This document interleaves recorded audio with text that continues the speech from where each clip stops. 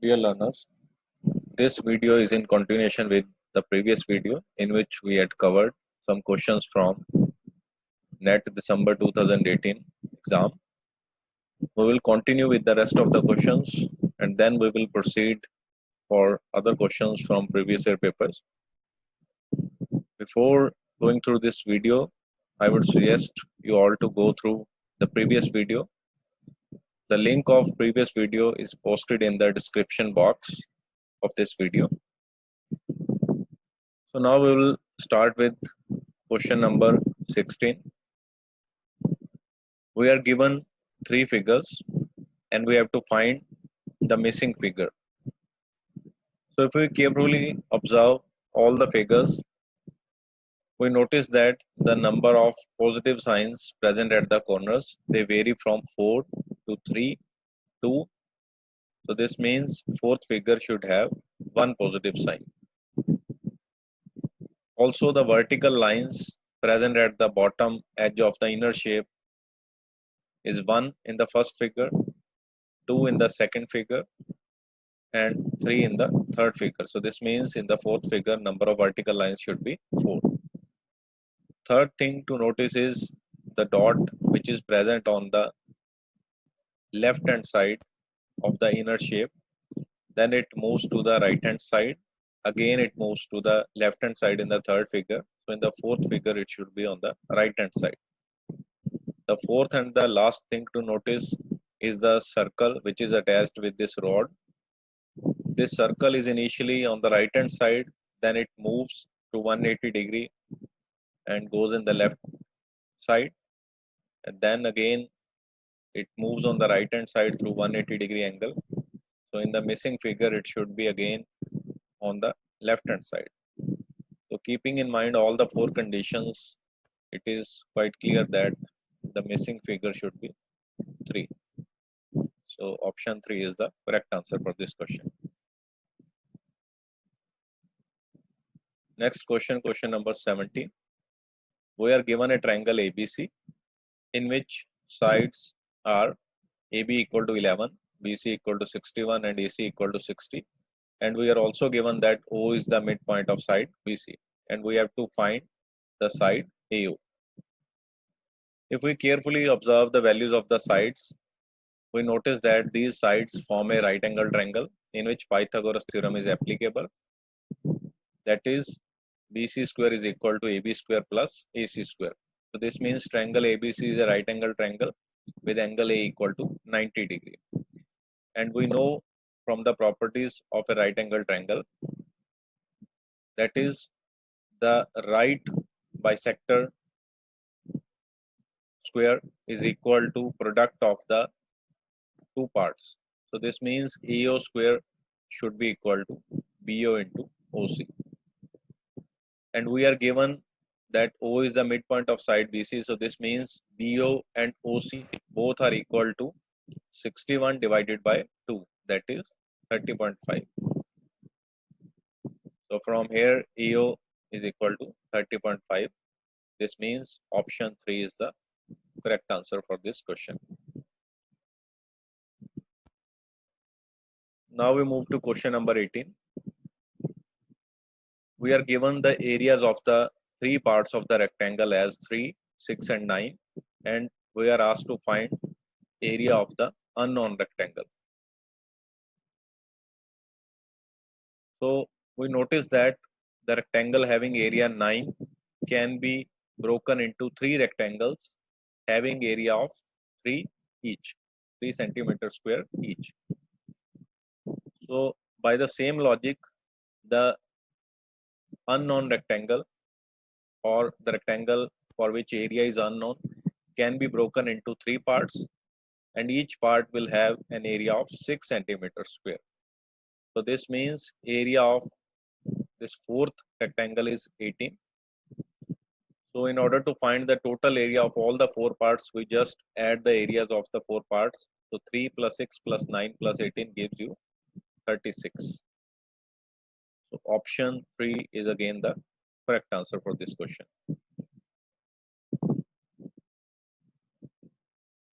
Question number 19. A student is free to choose only chemistry, only biology, or both. If out of 32 students, chemistry has been chosen by 16 and biology by 25, then how many students have chosen biology but not chemistry? So in order to solve this, we notice that students have the option to take only chemistry, only biology, and third option is to take both chemistry and biology. And we assume that the number of students who opted for both chemistry and biology is X. And the number of students who opted for only chemistry, it will be 16 minus X. Similarly, the number of students who opted for only biology will be 25 minus X. And we are given that the total number of students is 32. So this means if we add up all the three options, it should be equal to 32. So 25 minus X plus 16 minus X plus X should be equal to 32. From here we will get X equal to 9. So this is the number of students who opted for both chemistry and biology, but we have to find the number of students who had chosen biology but not chemistry. So this means we will subtract from 25. 25 minus 9 will give you 16. So option 2 is the correct answer for this question.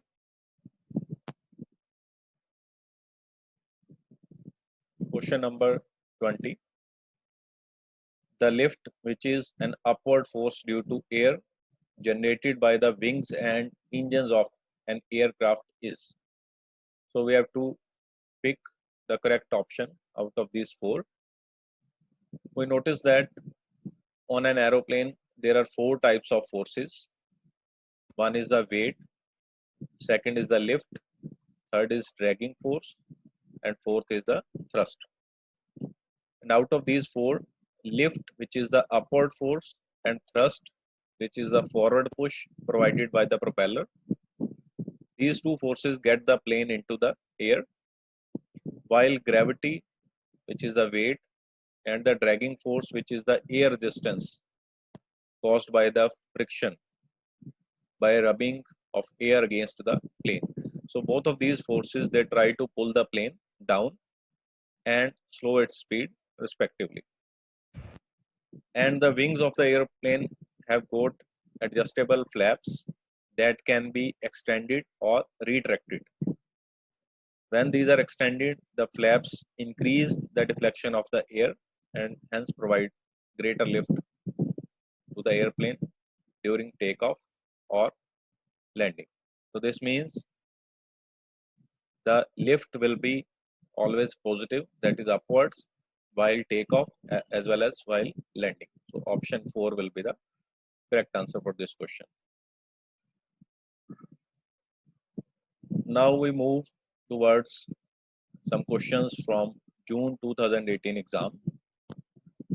First question is, in a 100-meter race, A beats B by 10 meter, B beats C by 5 meter, and we have to find by how many meters A beats C. So if we write the given conditions mathematically, we can say that A ratio B is 100 ratio 90, because A beats B by 10 meter.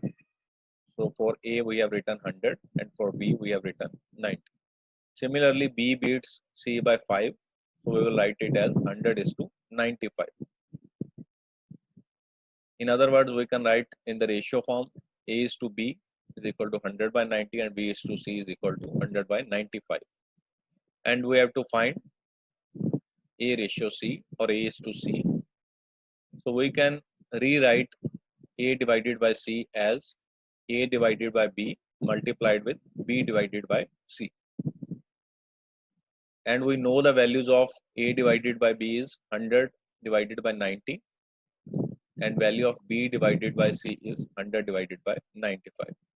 So if we solve this, we will get 100 divided by 85.5. This means C travels a distance of 85.5 meter, while A travels a distance of 100 meters. So this means A beats C by 100 minus 85, which is 14.5 meter. So it is clear that option 4 will be the correct answer for this question.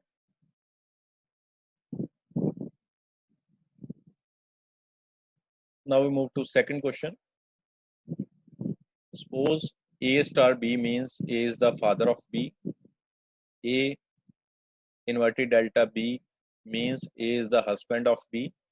A delta B means A is the wife of B. And A box B means A is the sister of B. And we have to tell which out of the four options represents C is the father-in-law of sister of B. So summarizing all the given conditions, star represents father, inverted delta represents husband, delta represents wife, and box represents sister. So we start from the right hand side, sister of D. So this means